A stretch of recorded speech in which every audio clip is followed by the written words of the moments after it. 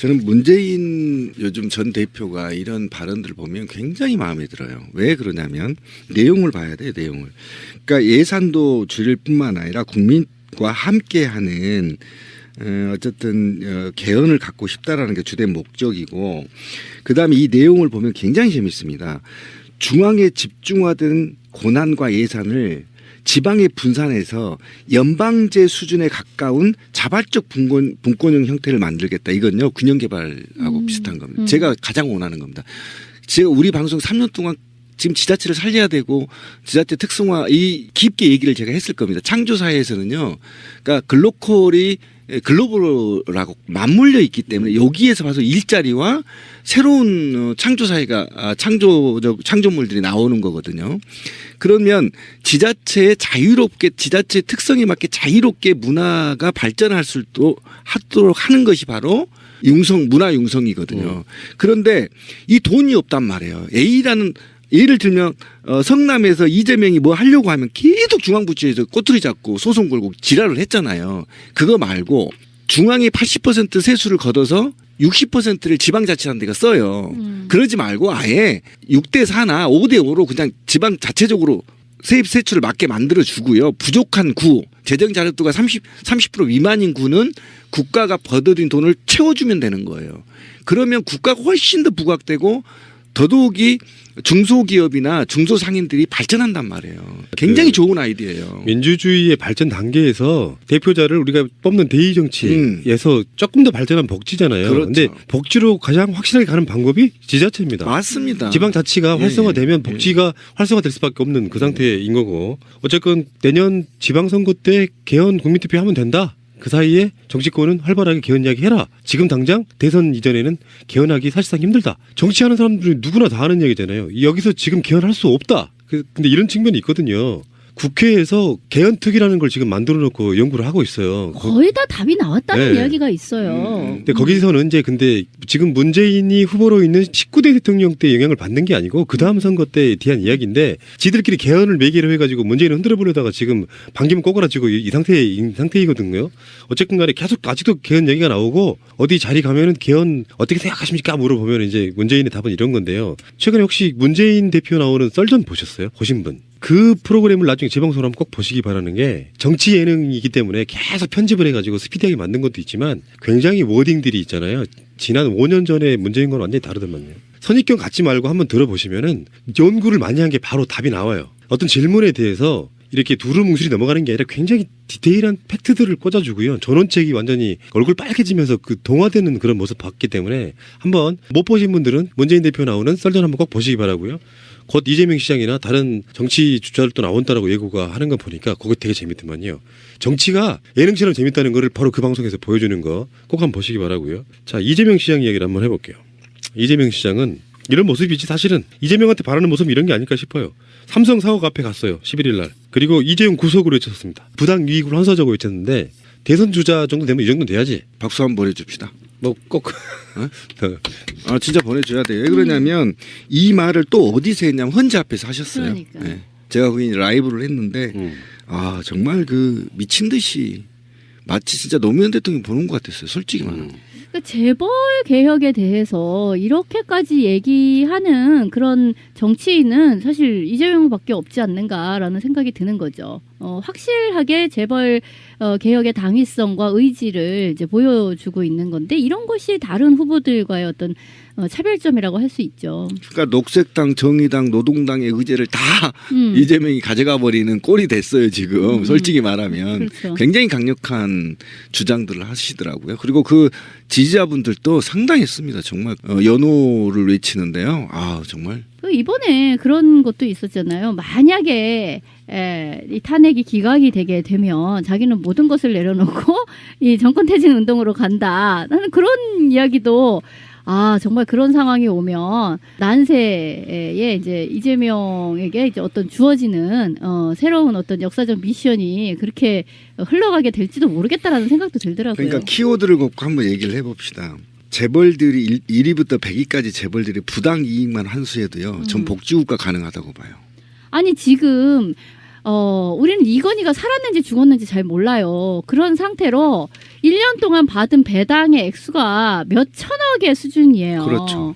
그게 뭐냐고 도대체. 공정위하고 보건복지부하고 공무원들 짜고 최순실 박근혜 짜고 합병해주고 그냥 앉아서 이재용은요 3조를 벌었어요. 순수 이익만. 이게 말이 됩니까? 이게 나라예요? 이게 정상적이에요? 근데 이런 측면이 있어. 민주당의 삼각편대 좌우에 날개가 있고 몸통이 있는 거죠. 그렇죠. 근데 사실은 이재명이 이렇게 할 수 있는 지점이요. 문재인이라는 몸통이 있기 때문에 가능해요. 그렇습니다. 그러니까 왜 그러냐면은 문재인 자체가 헌재에서 탄핵이 기각되면 어떻게 할 것이냐. 그러니까 전반적인 느낌은 승복하겠다 이렇게 이야기를 한단 말이에요. 그런데 만약에 몸통이 이재명이라고 하면요. 이렇게 다 못해요. 이재명식에 이거 불복하겠다. 이게 못한다는 거지. 그러니까 민주당이 지금 환상의 트리오라고 하는 게 이런 지점이에요. 문재인이 속으로는 어떨지 모르지만 헌재를 불복하겠다 그러면 얼마나 많은 비난들이 쏟아지겠어요. 저 사람이 법치국가의 가장 유력한 대통령 후보가 맞냐 이러면 쏟아질 거 아닙니까? 그런 식으로 큰 울타리랄까? 지붕을 하나 만들어 놓고 거기서 안희정이든 이재명이든 보수로 가든 대연정을 하든 탄핵에 불복을 하든 이렇게 가게끔 만들어 주는 것 자체가 저는 환상의 트리오라고 보는 거거든요. 기가 막히죠. 역대 네. 역사에서 이런 트리오가 없었죠. 한번 설명을 네. 해보면 우리는 길거리에서 문재인이 보수야. 좀 부족해라고 한 사람들은 이재명을 지지하게 되는 거고 또 우측에 있는 사람은 너무 좌파인데라고 얘기하는 사람들은 안희정한테 붙는 거야. 정말 이런 경우가 있었나요 과거에? 이거 대단합니다. 그래서 최근에 며칠 주말에 그 당의 관계자들을 좀 만났는데 회의 때문에 블루오션인 거야. 꿈을 꾸면 더불어민주당 뭐든지 꿀 수 있는 거야. 이게 지금. 근데 그 프로그램이 있는 거냐. 그 많은 지지층들을 50% 가까운 지지층을 받는 건데 그 사람들의 아젠다를 다 받을 플랫폼은 있는 거냐. 지금 여론을 수렴하고 있는 거냐. 그러면 안희정을 지지하는 새로운 지지층들의 15% 지지층들을 어떻게 끌어들일 거냐 지금 고민했냐. 그다음에 이재명을 극렬하게 지지하는 15%의 지지자들을 당이 끌어들일 플랫폼이 준비됐냐. 네, 그렇게 질문했다고요. 그만큼 지금 황금 시장이 열린 겁니다. 더불어민주당한테는. 그런데 이 인기를 잘못 관리하면요. 그냥 바로 가버립니다. 그래서 저는 지금 후보들이 굉장히 노력한 만큼 당에서는 추미애 대표를 중심으로 이런 변화되는 플랫폼들의 의견들을 플랫폼을 어떻게 받을 것인지 열린 마음으로 접근하지 않으면 금세 이 인기는 떨어질 수 있다. 굉장히 조심해야 된다. 지금 정의당이 먹어야 할 포션을 그렇죠. 이재명이 이제 먹고 있는 것처럼 오른쪽에서도 비슷한 일이 일어나는 거잖아요. 안철수가 어떤 점했었던 그 부분을 안희정이 점하고 있는 상태가 되는 거죠. 그래서 지금 더불어민주당은 오른쪽으로도 왼쪽으로도 굉장히 넓게 포진한 상태가 되었다. 그거는 더불어민주당한테는 굉장히 유리한 조건이 된 거는 맞는데 한편으로는 그렇게 하다 보면 결과적으로 저는 이제 약간 안희정 쪽에 이제 의심의 눈초리를 품게 되는 게 이제 그런 거죠. 정말로 원래 더불어민주당 지지 어느 정도 그 부동층 뭐까지를 포함해서 그런 사람들에 의해서 이것이 이만큼 세가 넓어진 걸로 봐야 되느냐? 그렇지 않고 이것이 이제 외부를 점하게 되었다라는 거를 뒤집어 얘기하면 외부에 의해 점해졌다라고도 볼 수가 있는 거다라는 생각이 드는 거예요. 이를테면 전통적인 지지층이 아님에도 불구하고 안희정의 어떤 지지로 지금은 약간 이렇게 둔갑되어져 버린 그런 상태로 해서 전체적인 더불어민주당의 포션을 조금씩 우클릭으로 잡아 당기는 그런 역할을 하는 것으로 보인다는 거예요. 그래서 결과적으로는 뭐 결선은 어찌됐든 문재인의 후보가 될 확률이 지금 너무나 높은 건 사실이잖아요. 그렇게 되었을 때 결과적으로 안희정은 역할이 전체적인 축을 왼쪽으로 시프트, 그러니까 오른쪽으로 시프트 하는 역할을 하면서 이재명을 당 내에서 무력화시키는 방식으로 역할을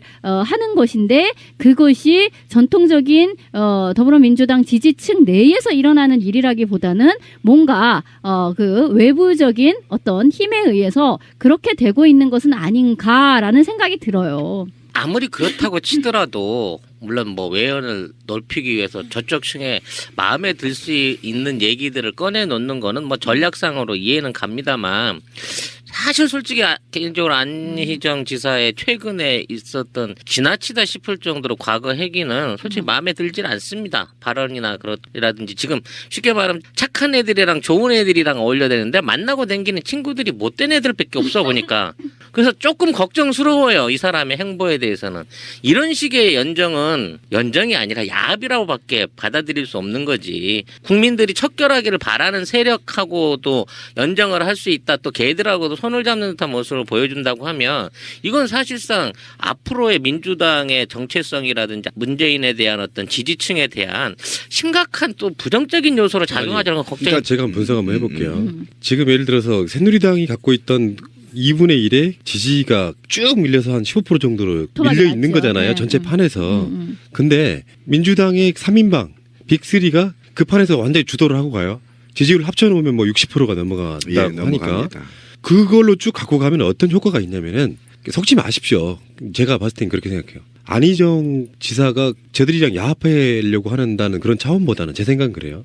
뭐냐면은 아젠다를 계속 가지고 가고 지지율을 계속 수렴해서 갖고 가면 이를테면 어느 날 갑자기 안희정이 물러난다고 해서 경선에서 결선이 올라가지 못했다고 해서 그 지지율이 바로 누구한테 가는 건 아니잖아요. 그러니까 판을 주도함에 있어가지고 그게 새누리당 지지자라고 할지라도 안희정이 포지션하고 있는 그 지지율을 밀고 감으로써 대항마 자체를 아예 없애버리는 효과가 있다는 뜻이에요. 그런 의미이기 때문에 저는 아직도 안희정이 문재인의 의도된 오른쪽 날개라고 보는 거거든요. 그렇죠.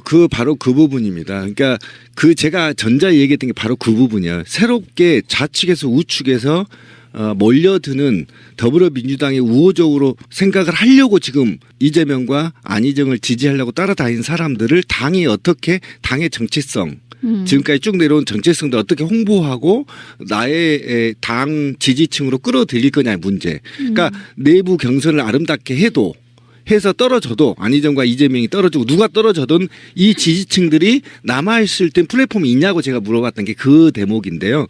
그런데 자꾸 우리가 있잖아요. 저도 이제 반성을 많이 한 측면이 있는데 지금 정치권을 바라볼 때 이념이나 철학으로 바라보면 큰일 납니다.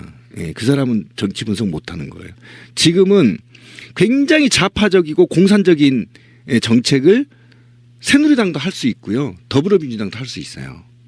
이건 그러니까 좌파 아젠다가 고정이 아니란 말이에요. 상수가 아니란 말이에요. 그러니까 어떻게 국민들의 염원들이 우리가 아닌 소수가 아닌 촛불 이후에 다중들이 원하는 사회를 누가 어떻게 품을 거냐의 문제에 있는 것이고 그 품을 수 있는 범위가 더불어민주당이 확장되어 있고 더불어민주당은 어떤 사람이든 간에 다음 정권을 우리가 운영하기 때문에 그 소수로 자기 주장을 요구하는 당보다는 나라를 운영해야 되기 때문에 폭넓게 안을 수 있는 이런 힘이 지금 더불어민주당은 필요해요. 만약에 소수가 지향하는 주장들을 요구해버리면 다시 또 10몇 %로 꼬그라질 거예요.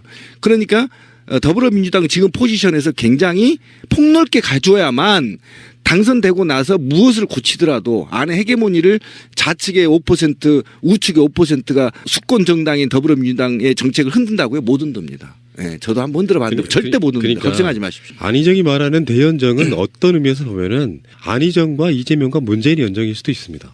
어떤 면에서 보면 그렇죠. 물론 현실 국회로 들어가면 아직도 요소야대라는 측면도 있지만 이런 게 있어. 아까 말한 것처럼 안희정과 문재인과 이재명이 모든 아젠다를 선점하고 가잖아요. 그러면 안철수의 자리도 사라져버리는 부분이 흔들리는 있거든요. 거죠. 그러니까 어떤 면이 부각이 될 수 있냐면은 안철수가 대선에 집중하기보다는 정반대로 연정을 생각하면서 살살 뒤로 물러서게 할 가능성도 있는 상태가 벌어지는 거예요. 그러니까 반기문 같은 새누리당 후보일 걸로 예측되는 단단한 후보하고 문재인하고 붙던 양자 대결 구도가 3인방이 싹쓸이하는 그런 구도로 가는 것은 야당계의 정권 교체에서는 굉장히 좋은 현명한 방법이 돼서 아예 대선이라는 게 그래서 무서운 것이다. 대선 자체를 당선되는 걸 포기하고 오히려 생각해봐요. 안철수가 그렇게 공격을 해댔는데 막상 이 사람들도 사실은 말하면 연정을 하게 되면요. 여당이 되는 거잖아요. 국민의당도. 그렇죠. 그걸 염두에 둔다고 하면 선거운동에서 함부로 까기가 힘들어요. 그럼요. 그런 측면이 그리고 있다는 거지. 이걸 생각해봐야 돼요. 지금은 보수층이나 과거 새누리당 있는 것이고 더더욱이 또 더불어민주당 저것들 안 돼. 또는 문재인 저것들 싫어.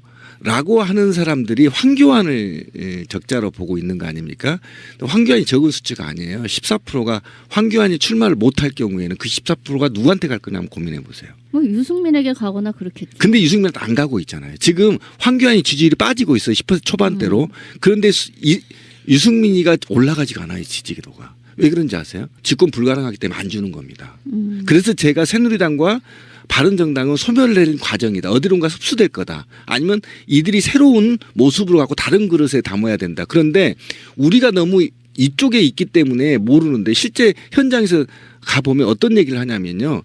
어떻게 새누리당과 바른정당이 후보를 낼 수 있어? 이게 대다수의 국민적 정서예요. 참아야지 한 번은. 아니, 좀 그러니까 참아야지. 이번은 아니야. 이렇게 그러니까 얘기하고. 이번 판을 죽어간다. 전 개인적으로 진짜 개인적으로는요. 안희정의 대연정이라든지 최근에 뭐 여시제 논란 같은 거 다 엄청 비판하고 박상원 변호사 노무현 대통령 사위의 비판 지점도 다 수용하는데 이를테면 이런 거지. 당으로만 보면요. 예를 들면 문재인은 어쩌다더라 이런 게 말고 더불어민주당의 안희정 같은 그런 식으로 연정하겠다 그러면 무슨 이게 촛불 민심을 담는 거냐 할 수 있는데요. 그때 등장하는 게 바로 이재명이에요. 그렇죠. 야 더불어민주당 이재명도 있어. 왜 안희정만 보고 이야기하냐고. 네가 그 지점 마음에 안 들면 이재명 찍으면 되는 거 아니야.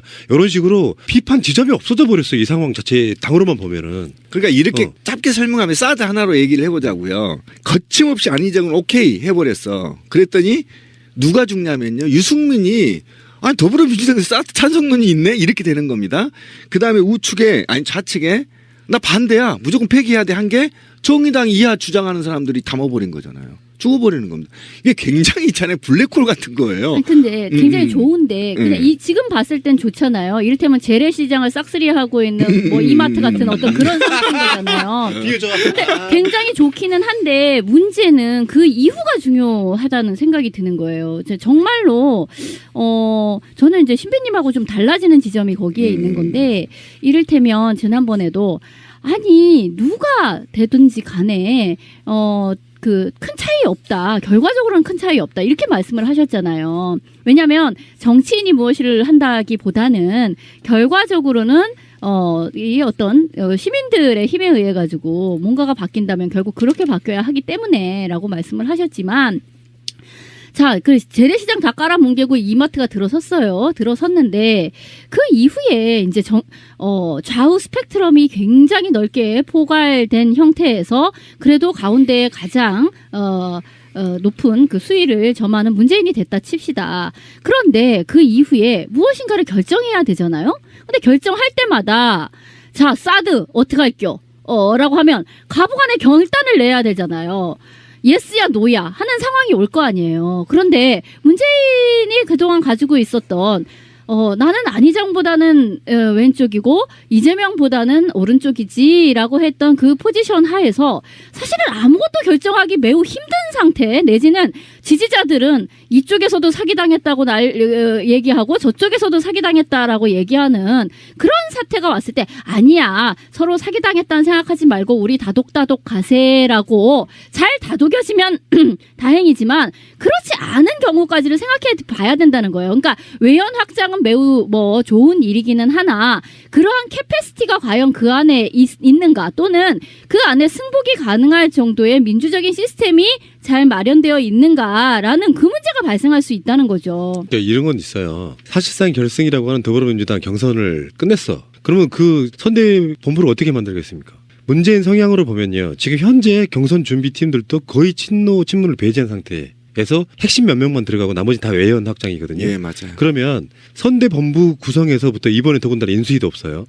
그러면 나름대로 나머지 주자들을 수용하는 형태로 선대본부가 꾸려져요. 그렇죠. 안 하면 소위 연정이 된 그렇지, 거네. 그렇지. 그렇죠. 그래서 그 공약들도 그런 식으로 공유가 예, 되고 믹서가 되고요. 예. 그리고 이거는 사드는 걱정할 게 사실 없는 게 박근혜도 못했어요. 근데 문재인 정부가 들어서 가지고 예를 들면 사드를 설치할 수 있게 해준다? 문재인은요 성주 주민들 핑계 대면 끝입니다. 예. 우리 민주정부는 절대 그 사람들 문개구가 설치 못한다 하면 돼요. 우리 정책 아니다 하면 그러니까 돼요. 예. 그럴 때 막연하게 이쪽 아젠다를 절대 안 돼라고 아젠다를 거는 것보다 나름대로 진짜로 기름장어인 거지. 이런 게 진짜로 자연산 기름장어인 거야. 국회에서 정해주는 대로 국회에서 의결하는 걸로 지켜봅시다. 이런 정도로 스무스하게 빠져나가면 되지. 거기다가 극단적인 워딩을 딱 집어넣어서 쟁점을 만들어줄 필요가 없고 그것은 이재명이 대신 해주고 있잖아. 그렇죠. 그런 방식으로 가는 게 저는 훌륭하게 지금 대선판이 관리가 되어 있다. 오죽했으면 어떤 분이 그랬다니까. 안희정, 이재명, 문재인이 더 큰 선에 의해서 어떤 프레임을 짜놓고 지금 여권 지지자를 농락하는 것 같다고 할 정도로 훌륭한 판이에요. 저도 그렇게 봅니다. 왜 그러냐면 저는 솔직히 말하면 사드 문제 했지만 사드 문제는 문재인 후보가 제안한 게 현 사회에서는 답이에요. 굉장히 영리합니다. 만약에 문재인이 집권하고 나서요. 중국 관계자 만나고 북한으로 소식 보내서 사드 배치할 때 우리 평화협정하자 예를 들면 그래서 개성공단 열고 우리는 경제성장 위주로 가겠다 해서 중국과 대무역 정상화하고 하면 인기도 80% 올라갑니다. 저번에 100%입니다. 김원식 기자 인터뷰도 기가 그랬잖아요. 막히네.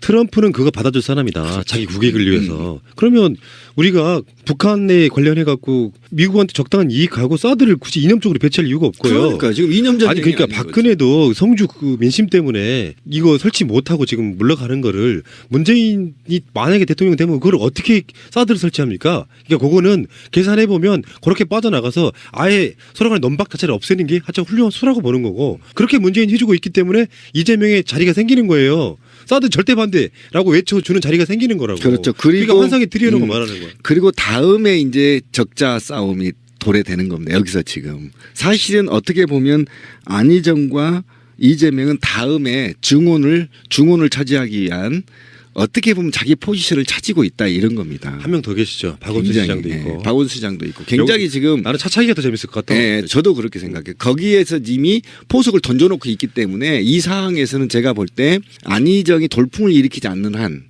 그다음에 이제 요 사항이 나중에 다른 F에서 이번 주에 뭐 다룰 수 있겠지만 역선택 뭐 이런 방법 경선 방법이 이제 나중에 우리 F에서 털겠죠. 그 방법만 개선된다면 이 포지션은 완벽한 포지션이에요. 굉장히 좋아요. 근데 이런 지점 하나 던져보고 싶어요. 만약에 이재명 시장이 없었다라고 하면 이 판 되게 재미없어요.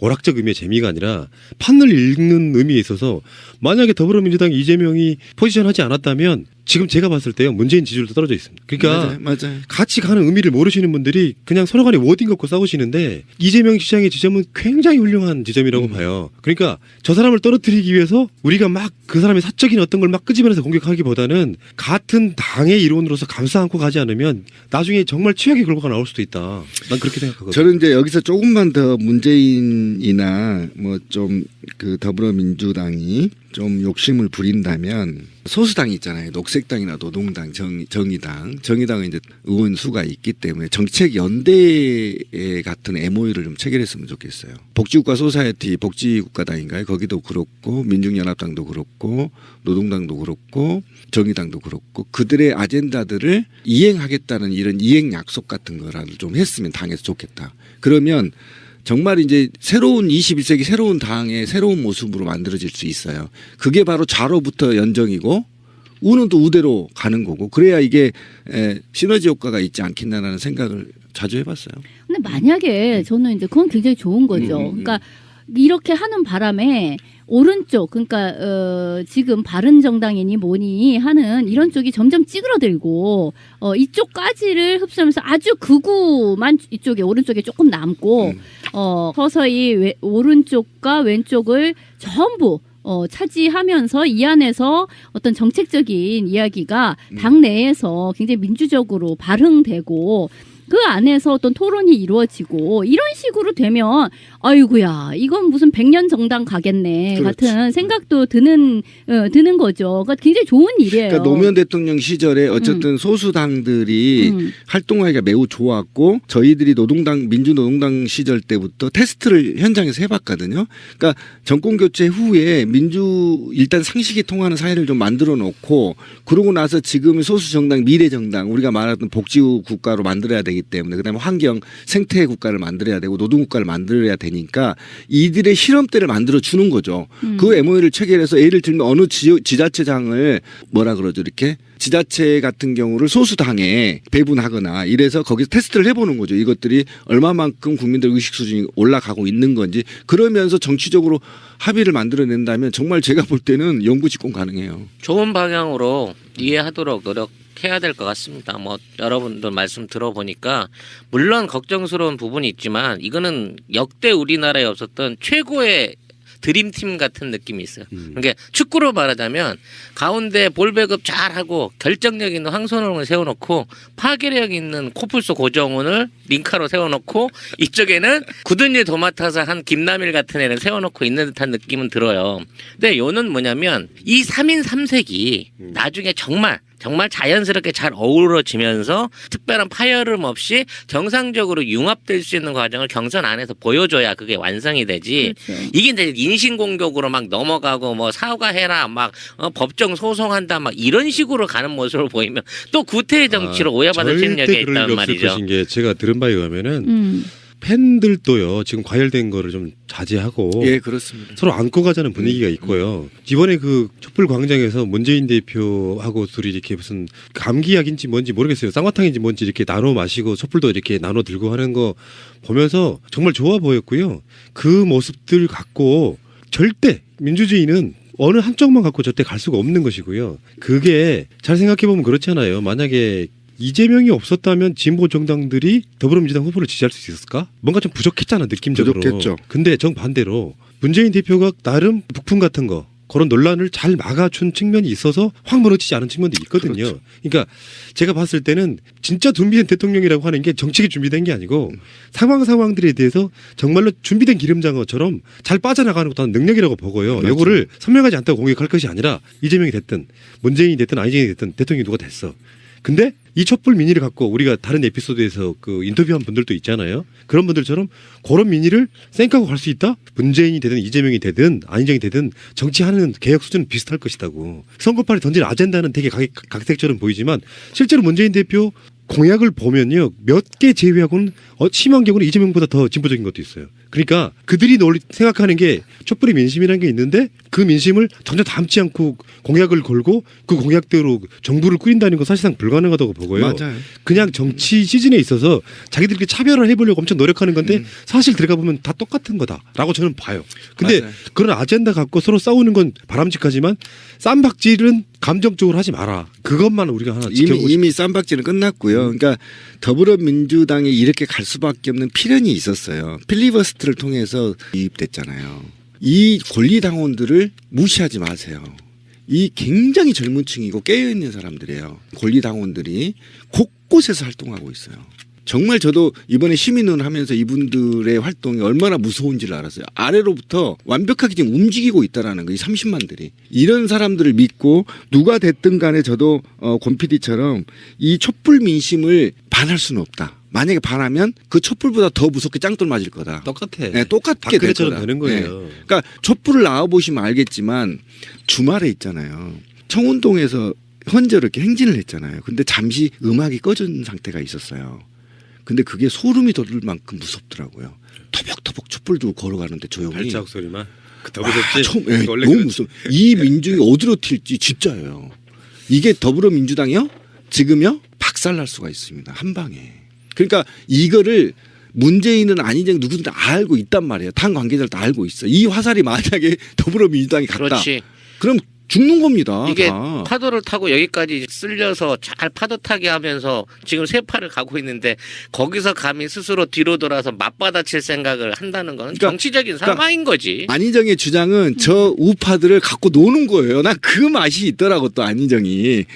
갖고 놀고 있잖아요. 유승민이 무력화 시켜버리잖아요. 싸도 도입해야 된다 해버리니까 더 강하게 그 신문들이 실어줘 버리잖아요. 안희정 기사를. 그러니까 유승민이 죽어버리는 거예요. 이런 식으로 계속 상쇄시켜버리고 결국은 문재인 지지도 1, 2%에서 왔다 갔다 계속 이렇게 되는 거잖아요. 저 SNS상의 어떤 흐름을 보니까 참 뭘 재밌는 느꼈냐면은 일부 이야기에 정말 1%도 안 될 것 같아. 문재인을 놓고 안희정을 적으로 볼 것인가 말 것인가를 고민하는 부류가 있어. 그래서 노무현만 보면 안희정도 뭔가 속이 있을 거야. 여시제 논란 같은 게 그런 것들이잖아요. 근데 어느 날 특정 시점에서 또 컨셉을 잡았어. 안희정은 우리 적이구나. 그러면 일부가 달려들어서 안희정을 엄청 까요. 얘는 진짜 사쿠라 다 됐네. 이렇게 까요. 그런 방식으로 이렇게 어떤 흐름이 정해져 있던데 다수의 의견들은 그런 거라고 생각해요. 그들의 역량이 대통령 후보까지 올라올 정도면 기본적인 어떤 자질이나 어떤 생각들이 우리가 우려할 만큼 돼 있는 사람은 없을 거라고 보고, 나는요 여기서 황진미가 굉장히 좋은 중요한 지점을 갖고 있다고 생각해요. 뭐냐면은 정권이 어떻게 누가 대통령이 되든 간에 만들어져서 성공을 하려면 이런 정부는요 힘이 되어주는 것도 필요하지만 또 한쪽에서는 당근과 채찍을 같이 들여야 되는 거예요. 그러니까 비판을 안 해주면 편리한 대로 정치할 수밖에 없어요. 논란 만들지 않고 그냥 예를 들면 무슨 수당 하나 10만 원 줄 거 20만 원 못 준단 말이죠. 그러니까 그런 의미에서의 한쪽 채찍 드는 편이 분명히 있어야 되고, 하지만 또 고립되지 않게 옹호해주는 편이 있어야 되는데, 솔직히 말씀드리면 참여정부 때는 저도 그랬지만 정권 재창출까지 해놨는데 뭘 이제 걱정할 게 뭐 있어 해서 정치 관심 끊어버렸다니까요. 그리고 맞아요. 나니까 편은 없는데 비판하는 사람들만 있었던 그 실패를 우리가 교훈 삼아서 기본적으로 비판하는 지점은 누군가는 해야 된다고 생각하는데 그만큼 힘도 대줘야 된다는 측면이 같이 공존해야 되는 게 아닌가 싶어요. 저는 그런 결론 한번 내려보고 싶어. 그런 면에서 빅3 이야기를 앞으로 꾸준히 한번 해볼 건데요. 좀 긍정의 이미지로 좀 갔으면 좋겠다. 저는 그렇게 생각합니다. 살았는지 죽었는지 잘 몰라요. 그런 상태로 1년 동안 받은 배당의 액수가 몇 천억의 수준이에요. 그렇죠. 그게 뭐냐고 도대체. 공정위하고 보건복지부하고 공무원들 짜고 최순실 박근혜 짜고 합병해주고 그냥 앉아서 이재용은요 3조를 벌었어요. 순수 이익만. 이게 말이 됩니까? 이게 나라예요? 이게 정상적이에요? 근데 이런 측면이 있어. 민주당의 삼각편대 좌우의 날개가 있고 몸통이 있는 거죠. 그렇죠. 근데 사실은 이재명이 이렇게 할 수 있는 지점이요, 문재인이라는 몸통이 있기 때문에 가능해요. 그렇습니다. 그러니까 왜 그러냐면은 문재인 자체가 헌재에서 탄핵이 기각되면 어떻게 할 것이냐. 그러니까 전반적인 느낌은 승복하겠다 이렇게 이야기를 한단 말이에요. 그런데 만약에 몸통이 이재명이라고 하면요 이렇게 다 못해요. 이재명식의 이거 불복하겠다 이게 못한다는 거지. 그러니까 민주당이 지금 환상의 트리오라고 하는 게 이런 지점이에요. 문재인이 속으로는 어떨지 모르지만 헌재를 불복하겠다 그러면 얼마나 많은 비난들이 쏟아지겠어요. 저 사람이 법치국가의 가장 유력한 대통령 후보가 맞냐 이러면 쏟아질 거 아닙니까? 그런 식으로 큰 울타리랄까? 지붕을 하나 만들어 놓고 거기서 안희정이든 이재명이든 보수를 가든 대연정을 하든 탄핵에 불복을 하든 이렇게 가게끔 만들어 주는 것 자체가 저는 환상의 트리오라고 보는 거거든요. 기가 막히죠. 역대 네. 역사에서 이런 트리오가 없었죠. 한번 설명을 네. 해보면 우리는 길거리에서 문재인이 보수야, 좀 부족해라고 한 사람들은 이재명을 지지하게 되는 거고, 또 우측에 있는 사람은 너무 좌파인데라고 얘기하는 사람들은 안희정한테 붙는 거야. 이런 정말 이런 이재명 시장은 이런 모습이지 사실은 이재명한테 바라는 모습 이런 게 아닐까 싶어요. 삼성 사옥 앞에 갔어요. 11일 날. 그리고 이재용 구속으로 외쳤습니다. 부당 이익으로 헌사적으로 외쳤는데 대선 주자 정도 되면 이 정도 돼야지. 박수 한번 보내줍시다. 뭐 꼭. 진짜 보내줘야 돼요. 왜 그러냐면 이 말을 또 어디서 했냐면 헌재 앞에서 하셨어요. 그러니까. 네. 제가 거기 라이브를 했는데 정말 그 미친 듯이 마치 진짜 노무현 대통령 보는 것 같았어요. 솔직히 말하면. 그러니까 재벌 개혁에 대해서 이렇게까지 얘기하는 그런 정치인은 사실 이재명밖에 없지 않는가라는 생각이 드는 거죠. 확실하게 재벌 개혁의 당위성과 의지를 이제 보여주고 있는 건데 이런 것이 다른 후보들과의 어떤 차별점이라고 할 수 있죠. 그러니까 녹색당, 정의당, 노동당의 의제를 다 이재명이 가져가 버리는 꼴이 됐어요 지금. 솔직히 말하면 그렇죠. 굉장히 강력한 주장들을 하시더라고요. 그리고 그 지지자분들도 상당했습니다. 정말 연호를 외치는데요. 정말. 이번에 그런 것도 있었잖아요. 만약에 이 탄핵이 기각이 되게 되면 자기는 모든 것을 내려놓고 이 정권 퇴진 운동으로 간다. 나는 그런 이야기도 정말 그런 상황이 오면 난세에 이제 이재명에게 이제 어떤 주어지는 새로운 어떤 역사적 미션이 그렇게 흘러가게 될지도 모르겠다라는 생각도 들더라고요. 그러니까 키워드를 걷고 한번 얘기를 해봅시다. 재벌들이 1위부터 100위까지 재벌들이 부당 이익만 환수해도요. 전 복지국가 가능하다고 봐요. 아니 지금 우리는 이건희가 경우가 있었나요 과거에? 이거 대단합니다. 그래서 최근에 며칠 주말에 그 당의 관계자들을 좀 만났는데 회의 때문에 블루오션인 거야. 꿈을 꾸면 더불어민주당 뭐든지 꿀 수 있는 거야. 이게 지금. 근데 그 프로그램이 있는 거냐. 그 많은 지지층들을 50% 가까운 지지층을 받는 건데 그 사람들의 아젠다를 다 받을 플랫폼은 있는 거냐? 지금 여론을 수렴하고 있는 거냐? 그러면 안희정을 지지하는 새로운 지지층들의 15% 지지층들을 어떻게 끌어들일 거냐 지금 고민했냐? 그 다음에 이재명을 극렬하게 지지하는 15%의 지지자들을 당이 끌어들일 플랫폼이 준비됐냐? 네, 그렇게 질문을 했다고요. 그만큼 지금 황금 시장이 열린 겁니다. 더불어민주당한테는. 그런데 이 인기를 잘못 관리하면요. 그냥 바로 가버립니다. 그래서 저는 지금 후보들이 굉장히 노력한 만큼 당에서는 추미애 대표를 중심으로 이런 변화되는 플랫폼들의 의견들을 플랫폼을 어떻게 받을 것인지 열린 마음으로 접근하지 않으면 금세 이 인기는 떨어질 수 있다. 굉장히 조심해야 된다. 지금 정의당이 먹어야 할 포션을 그렇죠. 이재명이 이제 먹고 있는 것처럼 오른쪽에서도 비슷한 일이 일어나는 거잖아요. 안철수가 어떤 점했었던 그 부분을 안희정이 점하고 있는 상태가 되는 거죠. 그래서 지금 더불어민주당은 오른쪽으로도 왼쪽으로도 굉장히 넓게 포진한 상태가 되었다. 저는 문재인 요즘 전 대표가 이런 발언들을 보면 굉장히 마음에 들어요. 왜 그러냐면 내용을 봐야 돼요. 내용을. 그러니까 예산도 줄일 뿐만 아니라 국민과 함께하는 어쨌든 개헌을 갖고 싶다라는 게 주된 목적이고 그다음에 이 내용을 보면 굉장히 재밌습니다. 중앙에 집중화된 고난과 예산을 지방에 분산해서 연방제 수준에 가까운 자발적 분권형 형태를 만들겠다. 이건요 균형개발하고 비슷한 겁니다. 제가 가장 원하는 겁니다. 제가 우리 방송 3년 동안 지금 지자체를 살려야 되고 지자체 특성화 이 깊게 얘기를 제가 했을 겁니다. 창조사회에서는요. 그러니까 글로벌하고 맞물려 있기 때문에 여기에서 봐서 일자리와 새로운 창조사회가 창조물들이 나오는 거거든요. 그러면 지자체의 지자체 특성에 맞게 자유롭게 문화가 발전할 수 하도록 하는 것이 바로 문화 융성이거든요. 그런데 이 돈이 없단 말이에요. 예를 들면 성남에서 이재명이 뭐 하려고 하면 계속 중앙부처에서 꼬투리 잡고 소송 걸고 지랄을 했잖아요. 그거 말고 중앙이 80% 세수를 걷어서 60%를 지방자치하는 데가 써요. 그러지 말고 아예 6대4나 5대5로 그냥 지방 자체적으로 세입 세출을 맞게 만들어 주고요. 부족한 구, 재정 자료도가 30% 미만인 구는 국가가 벌어들인 돈을 채워주면 되는 거예요. 그러면 국가가 훨씬 더 부각되고 더더욱이 중소기업이나 중소상인들이 발전한단 말이에요. 굉장히 좋은 아이디어예요. 민주주의의 발전 단계에서 대표자를 우리가 뽑는 대의 정치에서 조금 더 발전한 복지잖아요. 그런데 그렇죠. 복지로 가장 확실하게 가는 방법이 지자체입니다. 맞습니다. 지방자치가 활성화되면 복지가 활성화될 수밖에 없는 그 상태인 거고 어쨌건 내년 지방선거 때 개헌 국민투표 하면 된다. 그 사이에 정치권은 활발하게 개헌 이야기 해라. 지금 당장 대선 이전에는 개헌하기 사실상 힘들다. 정치하는 사람들이 누구나 다 하는 얘기잖아요. 여기서 지금 개헌할 수 없다. 근데 이런 측면이 있거든요.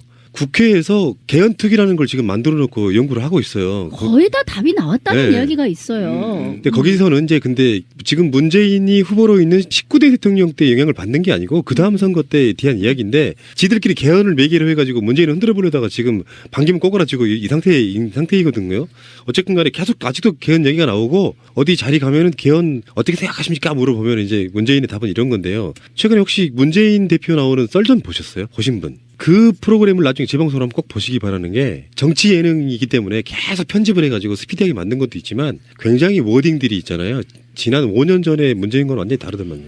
선입견 갖지 말고 한번 들어보시면은 연구를 많이 한 게 바로 답이 나와요. 어떤 질문에 대해서 이렇게 두루뭉술이 넘어가는 게 아니라 굉장히 디테일한 팩트들을 꽂아주고요. 전원책이 완전히 얼굴 빨개지면서 그 동화되는 그런 모습 봤기 때문에 한번 못 보신 분들은 문재인 대표 나오는 썰전 한번 꼭 보시기 바라고요. 곧 이재명 시장이나 다른 정치 주자들도 나온다라고 예고가 하는 거 보니까 그거 되게 재밌더만요. 정치가 예능처럼 재밌다는 거를 바로 그 방송에서 보여주는 거 꼭 한번 보시기 바라고요. 자, 이재명 시장 이야기를 한번 해볼게요.